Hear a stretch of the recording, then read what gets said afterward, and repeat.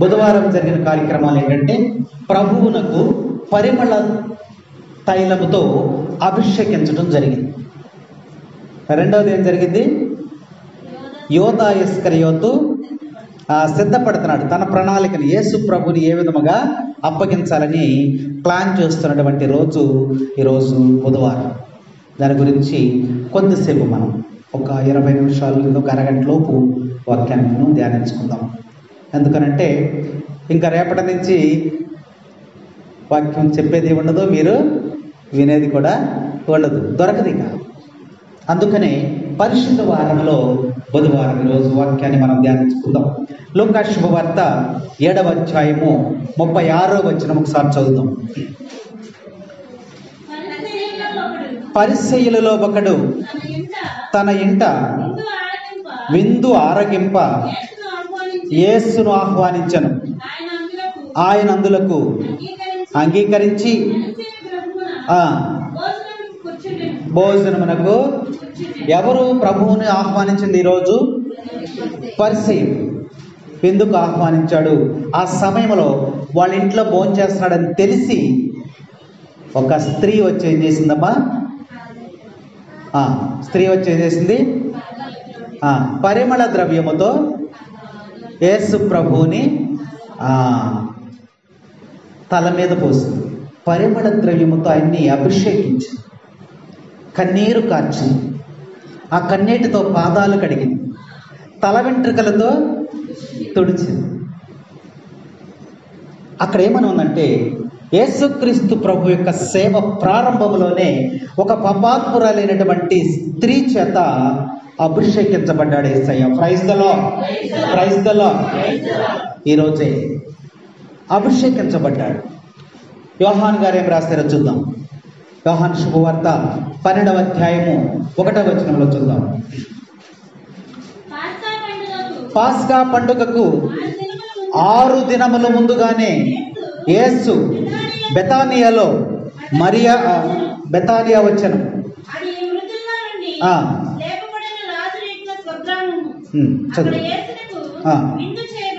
చదువు.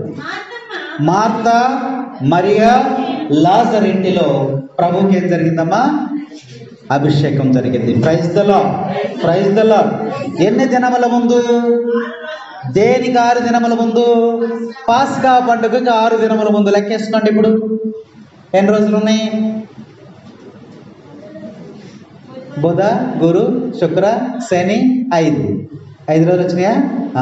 కాబట్టి ఇక్కడ వాక్యంలో ఉంది ఏముంది? 6 దినముల ముందు అని ఉంది. అంటే 6వ రోజు పాస్కా. 6 దినముల ముందు ఏం జరిగింది? ఆ ఇంటిలో అభిషేకం జరిగింది, పరిమళ ద్రవ్యము చేత అభిషేకం జరిగింది యేసయ్యకు. మార్కు శుభవార్త చూద్దాం.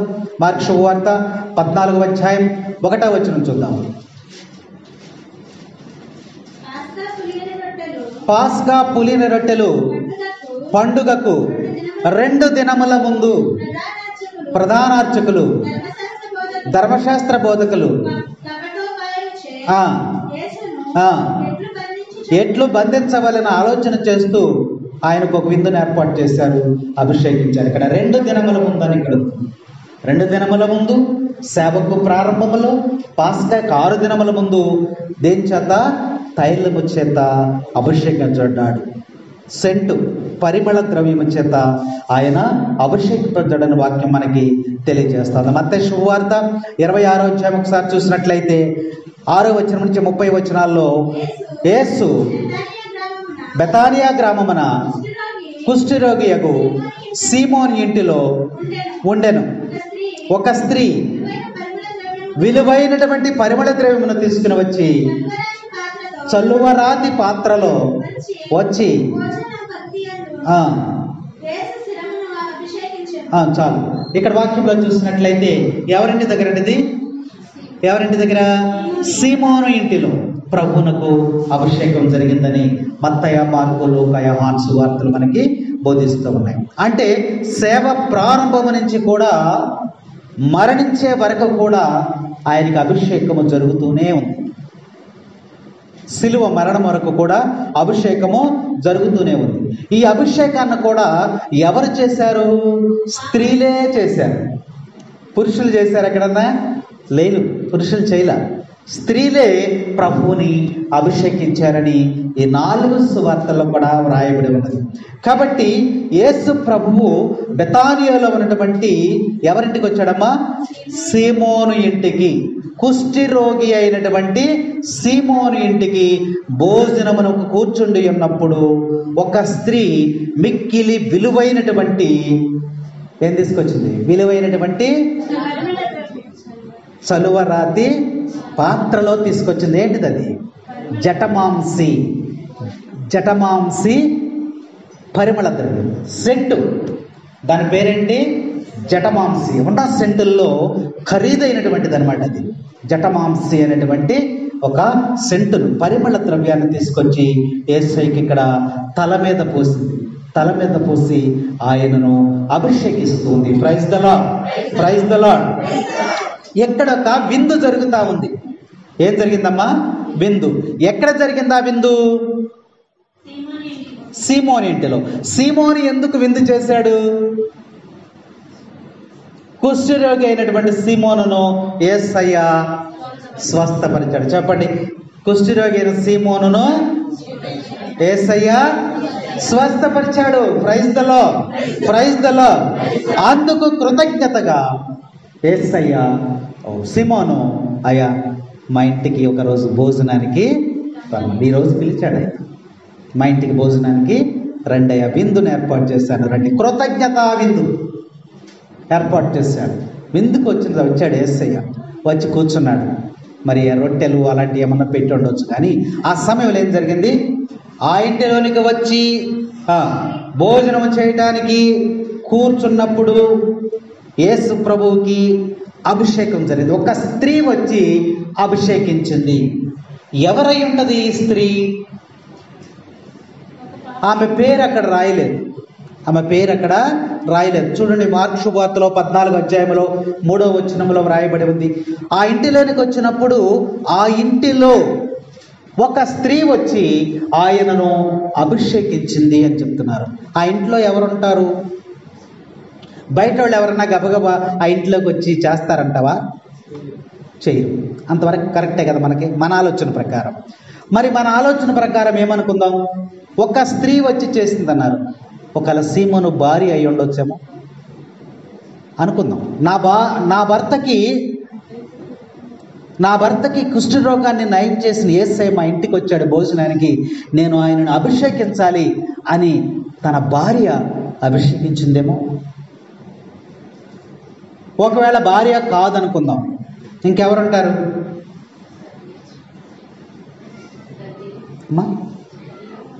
తల్లి ఉండొచ్చు. ఒకవేళ భార్య కాకపోతే సీమోని యొక్క తల్లి అయి ఉండొచ్చు. అవునా? ఒకవేళ తల్లి కూడా కాకపోతే తోడబుట్టిన చెల్లు అక్కో అయి ఉండొచ్చు. అంతే కదా. ఆ కుటుంబంలోనే ఒక స్త్రీ వచ్చిందన్నారు. అంతేగాని ఆ ఇంట్లోకి మనం గబగబా వెళ్ళిపోయి వాళ్ళ తైలం తీసుకుని అక్కడ పోయలేం కదా. కాబట్టి ఇక్కడ వాక్యంలో మనం చూసినట్లయితే ఒక స్త్రీ వచ్చి ఏం చేసిందంట? అభిషేకించింది యేసయ్యను. Praise the Lord, praise the Lord, praise the Lord. కాబట్టి అక్కడ ఉన్నటువంటి ప్రజలు యేసు ప్రభు భోజనానికి వచ్చారు అంటే అనేక మంది అక్కడికి వచ్చారు. యేసయ్య ఇక్కడికి వచ్చాడని చూద్దామని రావచ్చు, ప్రార్థన చేయించుకుందామని రావచ్చు, లేదా ఇంకా వారికి ఏమైనా ఈయన చాలా అద్భుతాలు చేశాడంట, ఎలా ఉన్నాడో చూద్దామని కూడా ఒకసారి వచ్చి ఉండవచ్చు. 4వ వచనం చదవమ్మా, మార్కు శుభవార్త 14వ అధ్యాయం.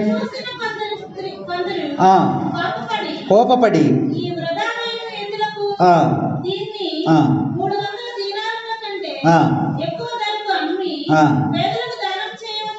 ఆ సెంటు ఖరీదు ఎంతంటమ్మా? 300 దీనారాలు, అంటే చాలా 30,000తో సమానం. అక్కడ వచ్చిన వాళ్ళు ఏమంటున్నారు? ఆయన విలువ తెలియక, యేసయ్యను గుర్తించలేక, ఆయనలో ఉన్న మహిమను తెలుసుకోలేక, ఆయనలో ఉన్నటువంటి శక్తిని తెలుసుకోలేనటువంటి ఆ స్త్రీలు కొంతమంది ఏమంటున్నారమ్మా? అక్కడ ఉన్న వాళ్ళు కొంతమంది, ఎందుకమ్మా ఇంత అమూల్యమైనటువంటి అత్తరును, సెంటుని ఎందుకు అలా వేస్ట్ చేస్తున్నావు? దీన్ని అమ్మేసే బయట ఎక్కడన్నా 300 దీనారాలు వస్తాయి, దానిని పేదలకు నువ్వు పంచవచ్చు కదా అని చెప్పి కొంతమంది ఏం చేస్తున్నారమ్మా, సణుక్కుంటున్నారు లేదా మాట్లాడుతున్నారు.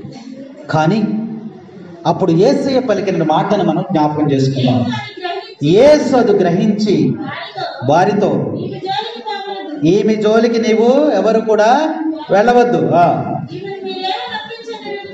ఈమెను మీరు ఎలా నొప్పించెదరు, నా పట్ల ఈమె మంచి పనియే చేసినది.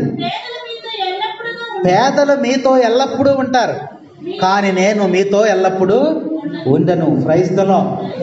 నేను దొరికినప్పుడే నన్ను అభిషేకించండి, నేను దొరికినప్పుడే నన్ను మహిమపరచండి, నేను దొరికినప్పుడే నన్ను ఆరాధించండి, నేను దొరికినప్పుడే మీ అవసరతలు ఏమైనా ఉంటే కోరుకోండి.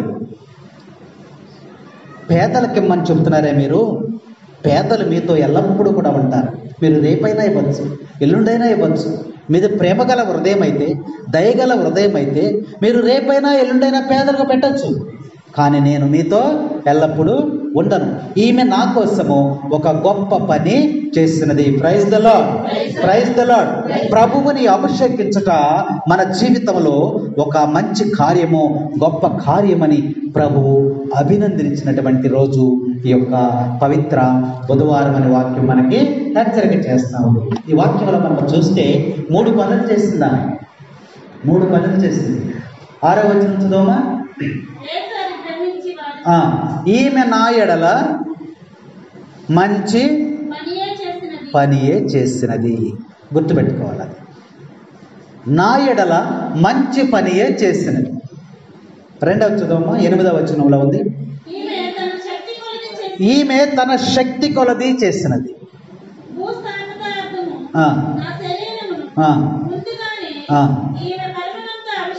ఈమె ముందుగానే చేసినది. 3 పాయింట్లు ఉన్నాయి అందులో. మనం ధ్యానించాలంటే 3 పాయింట్లు ఉన్నాయి. నా ఎడల మంచి పనిని చేసింది, 1. 2వది ఏంటి, ఆమె శక్తి కొలది చేయగలిగినంత ఆమె చేసింది. 3వది అంటే ఈమె ముందుగానే ఈ పని చేసినది. ఈమె నా ఎడల మంచి పని, మంచి కార్యము చేసినదని ప్రభు ఆ స్త్రీని అభినందించినటువంటి రోజు ఈ యొక్క పవిత్ర బుధవారం. మనందరిలో కూడా మంచి కార్యాలు ఉంటాయి, చెడు కార్యాలు కూడా ఉంటాయి. మంచి కార్యాలేంటి, చెడు కార్యాలేంటి, ఇది మంచి ఇది చెడు అని తెలుసుకునేటువంటి జ్ఞానాన్ని మనకు ఎవరిచ్చారు? దేవుడిచ్చాడు. కాబట్టి ఆ జ్ఞానమును క్రియల రూపములో లేదా కార్యరూపములో దాల్చినప్పుడు మాత్రమే ఆ జ్ఞానము వినియోగించబడుతుందని వాక్యం మనకి తెలియజేస్తుంది. ఆకలి వేసినప్పుడు మనకేమనిపిస్తుంది? ఏ జ్ఞానం వస్తుంది? ఆకలి వేసినప్పుడు అన్నం తినాలి అనిపిస్తుంది, అవునా? సరిపోద్ది, ఆకలి తీరిపోద్దా? ఆ జ్ఞానాన్ని ఏం చేయాలి? కార్యరూపం దాల్చాలి. నువ్వు వెళ్ళి అన్నం పెట్టుకుని తినాలి, అప్పుడు ఆకలి తీరు. కేవలము జ్ఞానము వలన ఏమీ ప్రయోజనము లేదు. ఆ ఉన్నటువంటి జ్ఞానాన్ని ఏం చేయాలి? నువ్వు కార్యరూపము దాల్చినప్పుడే అది ఫలవంతం అవుతుందని ప్రభు ఇక్కడ ఆ స్త్రీని ఉద్దేశించి మనతో మాట్లాడుతూ ఉన్నాడని వాక్యం మనకు తెలియజేస్తా ఉంది. కాబట్టి జ్ఞానము చేత ఆహారము దగ్గరికి నడిపించబడదు, అది కార్యరూపంలో పెట్టినప్పుడు ఆకలి తెరుస్తుంది. ఒక వ్యాధి వచ్చిందనుకోండి, ఆ వ్యాధి వచ్చినప్పుడు మనకు వచ్చిన జ్ఞానం ఏంటంటే ఒక వైద్యుని దగ్గరికి వెళ్ళు లేదా కొన్ని మందులు వేసుకో, అది జ్ఞానం. అవి వేసుకున్నప్పుడు అది కార్యరూపం దాల్చి మనకేమవుతుంది? ఆ రోగం అనేది తగ్గుతూ ఉంటుంది. అందుకనే ఈమె కూడా ఏం చేసింది? ఒక మంచి కార్యం చేసింది, ఒక మంచి కార్యం చేసిందని ఇక్కడ ప్రభువు ఆమెను చక్కగా యేసుక్రీస్తు ప్రభువు మరి ఆయన దగ్గరికి వచ్చి ఆయనను అభిషేకించుట అనేది ఒక మంచి కార్యం. ఎక్కడ ఆరాధన జరిగినా, ఎక్కడ మరి పూజ జరిగినా, ఎక్కడ దేవుణ్ణి మహిమపరుస్తూ ఉన్నా అక్కడికి నువ్వు చేరుకుని ఒక మంచి పని చేయటం అంటే ఆయన స్తుతించడము, ఆయన గణపరచటము, ఆయన అభిషేకించ చేయటము అనేది ఒక మంచి కార్యమని దేవుడు మనకి ఈ సమయంలో తెలియజేస్తూ ఉన్నాడు. పక్కోళ్ళు చెప్తా ఉంటారు, పక్కోళ్ళు అనేకమైనవి చెప్తా ఉంటారు. వాళ్ళు చెప్పారు కదా, ఆమె ఇప్పుడు ఎందుకమ్మా వేస్ట్ చేస్తున్నామని. కానీ ఆమె విన్నదా? మాటలు విన్నదా? వినలేదు. నా ప్రభువు కోసము నేను ఇదిగో ఈ విధముగా అభిషేకించాలని ఆమె సొంత జ్ఞానముని ఆమెను అక్కడ కార్యరూపం దాల్చిందని వాక్యం మనకి హెచ్చరిక చేస్తూ ఉంది. కాబట్టి ఈ స్త్రీ ఎంత విలువైనటువంటి ఆ యొక్క జటమాంసి అనేటువంటి ఆ యొక్క సెంటుని ప్రభువు నిమిత్తము ఆమె దాచి ఉంచిందని మనం అనుకోవాలి. మరి యేసు ప్రభు ఇక్కడ భోజనానికి రాగానే అంత సెంటు తీసుకొచ్చింది అంటే ఆమె ఎప్పటి నుంచో ఆలోచన చేస్తుంది. ఏమని? యేసు ప్రభు ఎప్పుడు దొరుకుతాడా నాకు, అప్పుడు నేను ఈ తైలముతో ఆయనను అభిషేకించాలని. అంటే సిద్ధపాటు కలిగి ఉంది. ప్రభువుని కనపరచడానికి, అభిషేకించడానికి ఎప్పుడు కూడా సిద్ధపడి ఉండాలి. ఆదివారం ఆరాధన ఉందనుకోండి, ఆదివారం ఆరాధన ఉంటుందని ఎవరన్నా చెప్పాలా? అందరికీ తెలిసిన విషయమే కదా. మరి మనం రాగలుగుతున్నామా? జ్ఞానం ఉంది, ఆదివారము ఆరాధన ఉంటుంది లేదా పూజ ఉంటుందనే జ్ఞానం మనలో ఉంది. కానీ దాన్ని కార్యరూపంలో పెట్టడము కష్టమైనటువంటి పని. ఎవరైతే ఈ స్త్రీలాగా కార్యరూపంలో పెడతారో అప్పుడు ప్రభు అంటున్నాడు, ఈమె నా కోసము ఒక మంచి పని చేసినది అని. అంటే ఆమె ప్రభు వస్తే ఈ విలువైనటువంటిది ఎప్పటి నుంచి దాచించిందో బాబు, ఆ సెంటుని దాచుకుని నాకు అన్నిటికన్నా ప్రభువుని అభిషేకించుటే నాకు మంచిది అని చెప్పి ఆమె ప్రభువుకి ఆ విధముగా అభిషేకం చేసిందని అక్కడ వాక్యం మనకి తెలియజేస్తా ఉంది. రెండవ మాట ఏమన్నాడు ఆయన? ఈమె శక్తి కొలది చేసినది. ఈమెం చేసిందమ్మా? శక్తి కొలది చేసినదని ప్రభు ఇక్కడ మనకి లూకా శుభవార్త 21వ అధ్యాయంలో కూడా చక్కగా వ్రాయబడి ఉంది. లూకా శుభవార్త 21వ అధ్యాయము 1వ వచనం.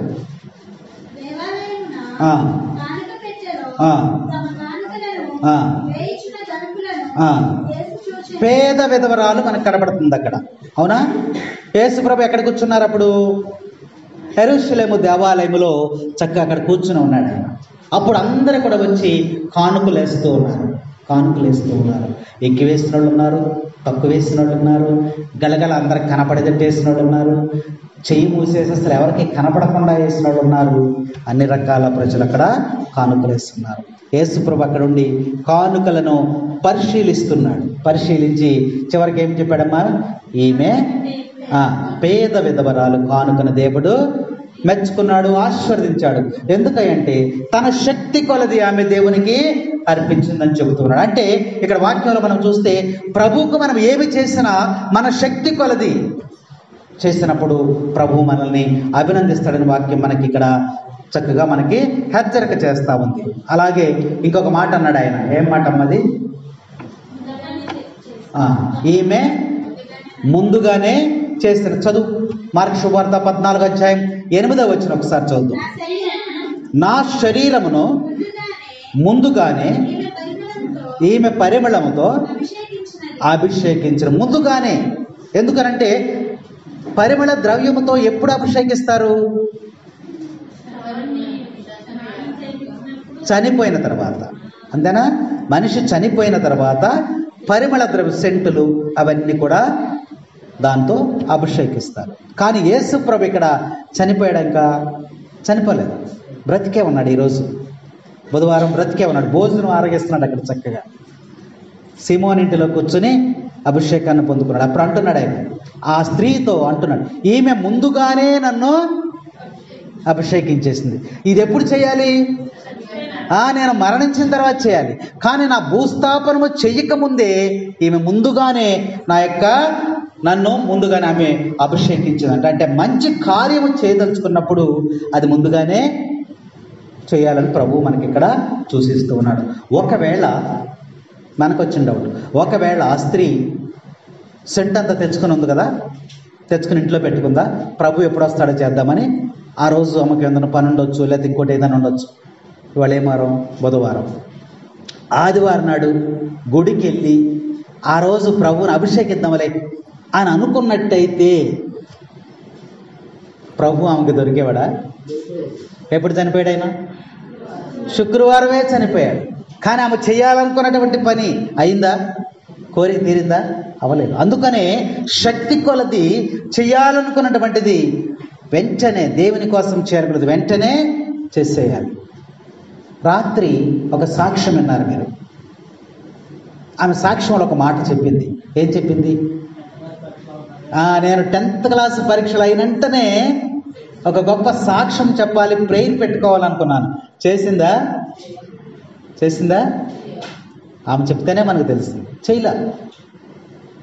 ఇక్కడ వాక్యంలో ఏంటంటే ఏమంటుంటే, మంచి కార్యము చేయదలిసినప్పుడు, నీ శక్తి కొలది చేయదలిచినప్పుడు అది చేయవలసినటువంటి సమయానికి నువ్వు చేసేయాలి.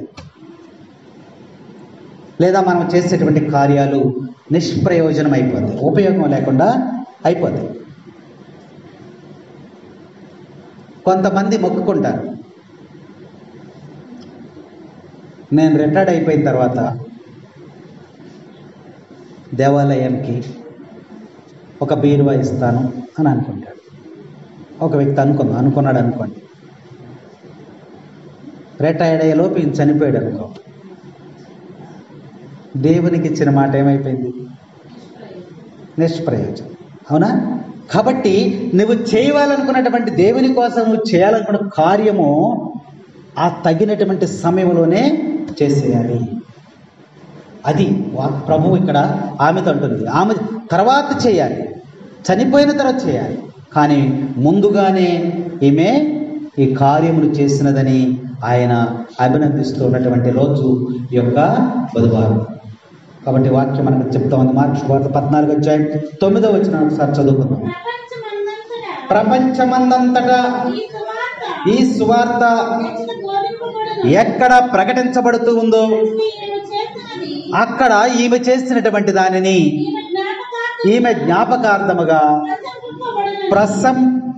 ప్రశంసించబడునని మీతో నిశ్చయముగా నేను యేసయ్య చెప్పేశాడు. ఆ స్త్రీ చేసినటువంటి పని ప్రపంచ యావత్తు కూడా ఈరోజు ఆమెను ధ్యానిస్తూ ఉన్నారు.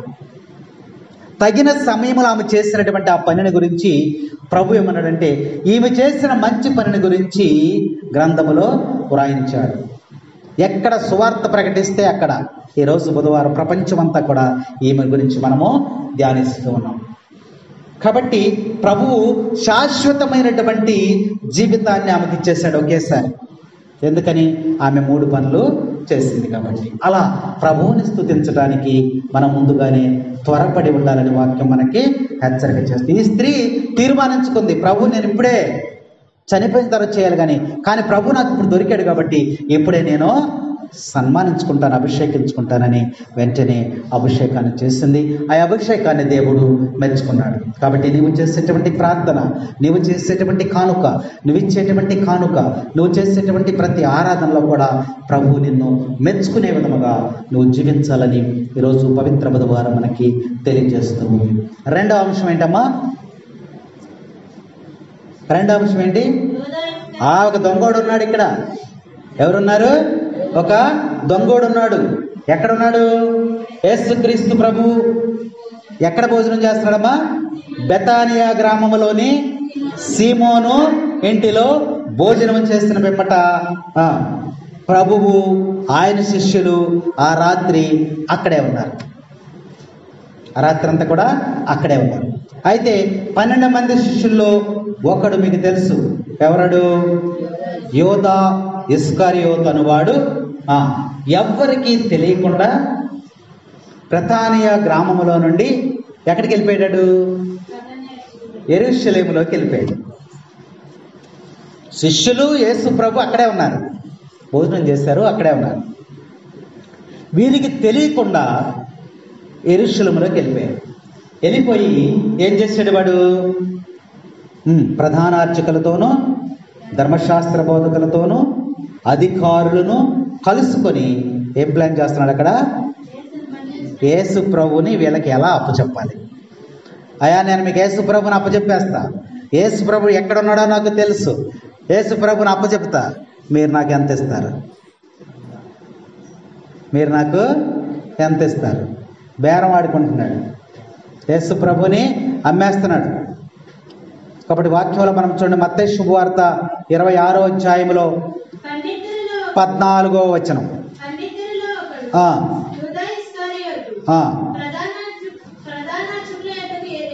వెళ్ళి వారితో నేను ఆయనను మీకు అప్పగించెదను, మీరు నాకు ఏమి ఇచ్చెదరు అని.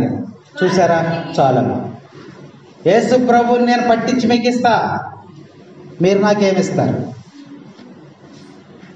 ఆయనతో కలిసి తిరిగినటువంటి వాడు, ఆయన మహత్కార్యాలను చూసినటువంటి వాడు, ఆయనతో కలిసి నిద్రించినటువంటి వాడు, ఆయనతో కలిసి నడిచినటువంటి వాడు, ఆయనతో కలిసి సహవాసం చేసినటువంటి వాడు, ఆయనను ప్రేమించినట్లు నటించినటువంటి వాడు యూదా ఇస్కరియోతు. ఏ ఊరిది?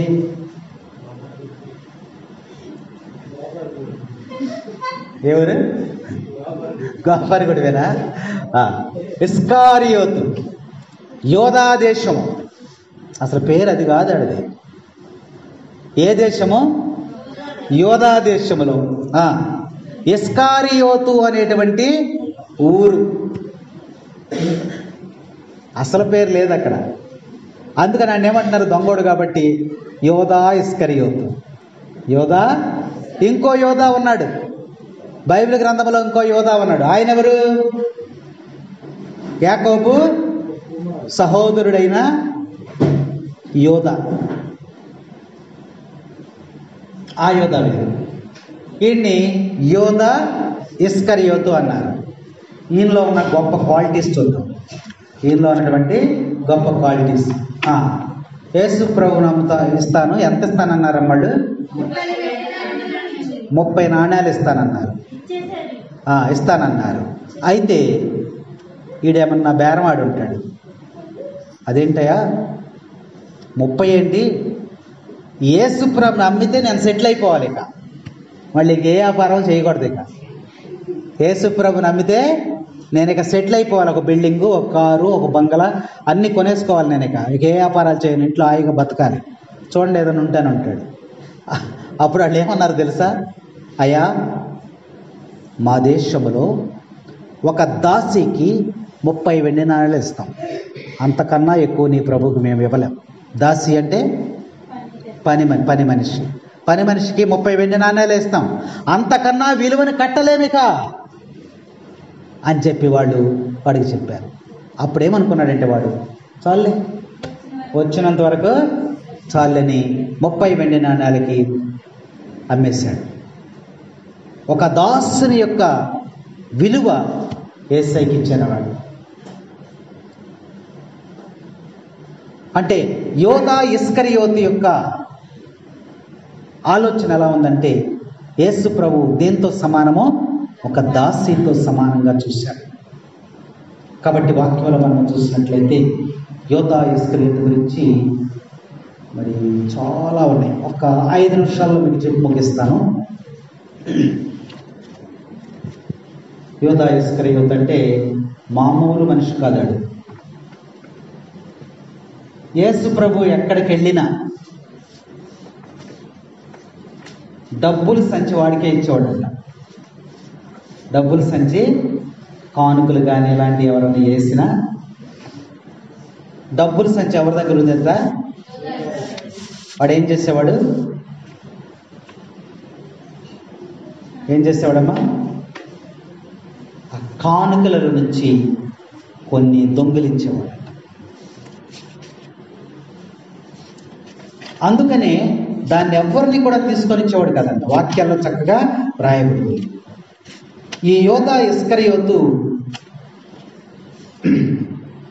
ప్రభు ఎంతగా ప్రేమించాడంటే, తన శిష్యులలో ఒకటిగా ఉండాలని ప్రభు ప్రేమించాడు.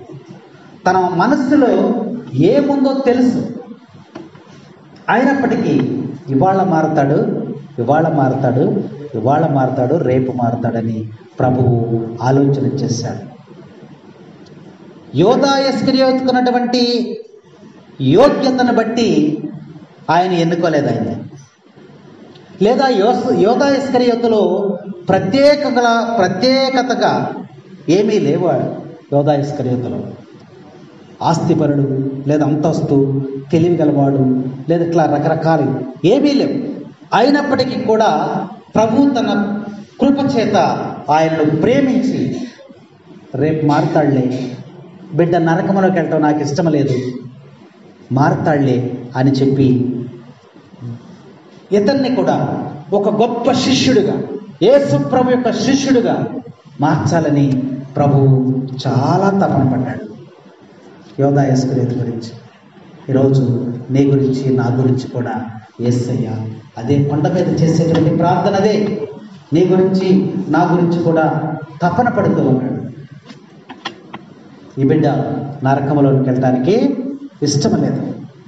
నీ గురించి, నా గురించి ఆయన సిలువ మీద మరణం పొందుతూ ఉన్నాడు. యోధా ఇస్కరియోతు ఆ విధంగా మారిపోవటానికి కారణం ఏంటంటే, మొట్టమొదటి ఒక పాయింట్, 4 పాయింట్లు చెప్పి ముగించేస్తాను. ఆ పాయింట్ని వివరించను, మామూలుగా చెప్పి మీకు యోధా ఇస్కరియోతు ఎలా మారిపోయాడని చెప్తా. అవిశ్వాసం అనేది ఉంది. యోధా అవిశ్వాసి, విశ్వాసం లేదు. క్రీస్తుని రక్షకునిగా, మెస్సయ్యగా ఇతను అంగీకరించలేకపోయాడు. ప్రభు వెంట తిరుగుతూ కూడా. రోమీయులకు రాసిన లేఖ 14వ అధ్యాయము 23వ వచనం.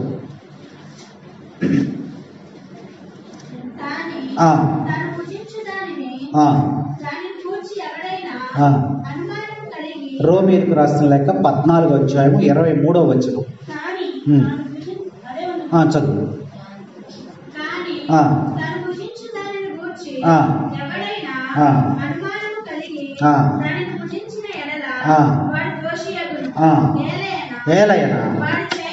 వాడు చేయు పని విశ్వాసంపై ఆధారపడినది కాదు. విశ్వాసముపై ఆధారపడినది కాదు, అది ఏ పాపం, అది ఏ.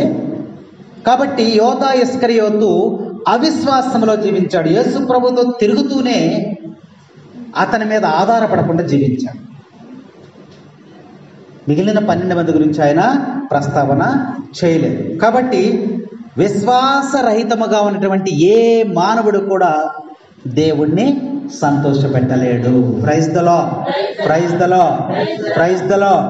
నువ్వు దేవుణ్ణి సంతోషపెట్టాలంటే నీలో విశ్వాసం ఉండాలని యోధా ఇస్కరియోతు ద్వారా మనకి తెలుస్తా ఉంది. రెండో పాయింట్ ఏంటంటే, యోధా ఇస్కరియోతు లోకానుసారముగా జీవించినటువంటి వాడు. ఏం చేసాడు ఆయన? పరలోక రాజ్యం యొక్క మహిమను మర్చిపోయాడు. యేసు ప్రభువును మర్చిపోయాడు. యేసు ప్రభు పరలోక రాజ్యం యొక్క గొప్పతనాన్ని విడిచిపెట్టి దాసుల రూపంలో ఈ లోకంలోకి దిగి వచ్చాడన్న సంగతి కూడా ఆయన మరిచిపోయాడు. లోకానుసారముగా జీవించాడు ఆయన. అందువలన అతడు ఆ పని చేయగలిగాడు. ఇంకొక వాక్యం మనం చూసినట్లయితే, ప్రేమను తిరస్కరించినటువంటి వాడు యోధా ఇస్కరియోతు. యేసు ప్రభు ఏమో ప్రేమిస్తున్నాడు, ఆ ప్రేమను ఏం చేస్తున్నాడు?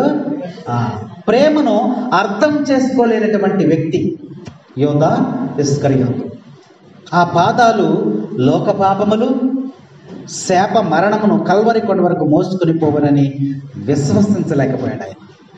అందుకనే ప్రేమను తిరస్కరించినటువంటి వాడు యోధా ఇస్కరియోతు. ఇంకోటి చూసినట్లయితే ఈ వాక్యం చదవండి. యోహాను శుభవార్త 12వ అధ్యాయము 6వ వచనం చదవండి.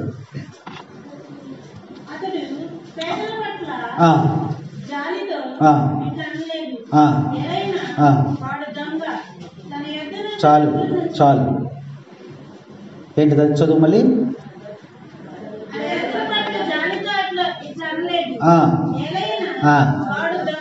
వాడు పెద్ద దొంగ. మనం ముందు అనుకున్నప్పుడు ఇదేంటో దొంగోడు అంటున్నాడు ఏంటి అనుకున్నాం. గ్రంథంలో చక్కగా వ్రాయబడి ఉంది, యోధా ఇస్కరియోతు అనేటువంటి వాడు పెద్ద దొంగ, ధనాపేక్ష కలిగినటువంటి వాడు. అందునే డబ్బుల సంచుల బాధ్యత అంతా కూడా వాడు తీసుకునేవాడంట. తీసుకుని ఆ డబ్బు సంచి తన దగ్గరే ఉంచుకునేటువంటి వాడంట. అందులో వేసినటువంటి కానుకలు కానీ ఆ డబ్బును కానీ అతడు దొంగిలించేవాడని బైబిల్ గ్రంథం మనకి తెలియజేస్తా ఉంది. కాబట్టి ఈ యొక్క యోధా ఇస్కరియోతు గురించి ప్రభు గ్రంథములో రాయించాడు. వాడు ఏంటంట పెద్ద దొంగ. ఇప్పుడు ఏం పని చేశాడు వాడు? దొంగ పనే చేశాడు. అందరు కూడా ఎక్కడున్నారు? బెతానియాలో ఉన్నారు. ఈడు మాత్రం ఎక్కడికి వెళ్ళిపోయాడు? వాళ్ళని తప్పించుకుని యేసు ప్రభువును కూడా మాయం చేసేసి ఎక్కడికి వెళ్ళిపోయాడు? దొంగ. తర్వాత యోధా ఇస్కరియోతుకు ఇంకో గుణం ఏంటంటే సొంత ఆలోచన చేసేటువంటి వాడు. ఏం చేసేవాడమ్మా? సొంత ఆలోచన, దేవుని యొక్క ఆలోచన కాకుండా శిష్యులందరికంటే నేనే గొప్పవాడిని, తెలివైన వాడిని అని ఆలోచన చేసేటువంటి వాడని గలతీలకు రాసిన లేఖలో చక్కగా వ్రాయబడి ఉంది. ఇంకొక మాట చెప్పుకున్నట్లయితే యోధా ఇస్కరియోతు గురించి కఠినమైనటువంటి హృదయం కలిగినటువంటి వాడు. ఎలాంటి వాడమ్మాడు? కఠినమైనటువంటి హృదయము కలిగినటువంటి వాడు. యేసు ప్రభు దగ్గరికి వెళ్ళి యేసు ప్రభువుని ఎవరన్నా ఏమన్నా అంటంటే బాధ కలుగుతూ ఉంది. కానీ ప్రభుతో తిరిగినటువంటి వాడికి ఏ బాధ లేదు. ప్రభువు దగ్గరికి వచ్చినప్పటి నుండి ప్రభువుని విడిచిపెట్టేసి చనిపోయే వరకు తన హృదయం ఎన్నడూ కూడా ప్రభువు దగ్గరికి ఎప్పుడు కూడా హృదయం దగ్గరికి మనిషి అయితే దగ్గరగానే ఉంటున్నాడు, కానీ హృదయము ప్రభువుకు చాలా దూరముగా ఉన్నదని, ఆయన కఠినమైనటువంటి హృదయం కలగవాడని గ్రంథం మనకు చక్కగా తెలియజేస్తా ఉంది. ఆఖరణ ఇంకొక మాట రాయబడి ఉందమ్మా ఆయన గురించి. ప్రభు చక్కగా రాసేది ఏంటంటే పిరికివాడు. ఏంటంట? యోధా ఇస్కరియోతు ఎలాంటి వాడు? పిరికివాడు. ఎప్పుడైతే యేసు ప్రభుని 30 వెండి నాణాలకు అమ్మేశాడో తర్వాత ఏమొచ్చేసింది? అతనిలో భయం వచ్చేసింది. దొంగతనము చేసిన తర్వాత, ఆ డబ్బును అతను తీసుకున్న తర్వాత అప్పుడు వచ్చింది వాడికి ఏమొచ్చేసిందమ్మా? నేను పాపము చేశాను అని అతనిలో ఒక పిరికితనం, ఒక భయం వచ్చేసి ఏం చేశాడు? ఉరేసుకుని చనిపోయాడు. Praise the Lord. కాబట్టి ఇక్కడ ఈరోజు పవిత్ర బుధవారంలో ప్రభువుకు జరిగినటువంటి ఈ యొక్క అభిషేకమును గురించి, తరువాత యోధా ఇస్కరియోతు ప్లాన్ చేసినటువంటి విధానం గురించి ఈరోజు మరి చక్కగా